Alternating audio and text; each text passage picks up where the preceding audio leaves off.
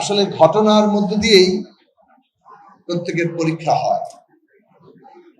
তো যমুনা টিভি বেশ কয়েকটি রাজনৈতিক ঘটনার মধ্যে দিয়ে নিজেদের পরীক্ষা দিয়েছে।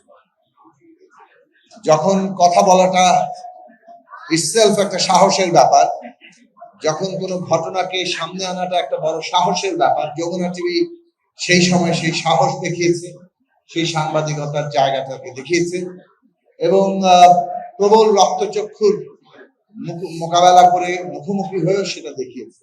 বাংলাদেশের যে বাস্তবতা, সেই বাস্তবতায় এই যে যমুনা টেলিভিশনের শেষ পর্যন্ত কঠিন পরিস্থিতিতেও ঘটনাকে মানুষের সামনে তুলে ধরার যে সাহস, সেইটাকে আমরা সম্মান করি এবং সেটাই যমুনা টেলিভিশনের বৈশিষ্ট্য থাকুক।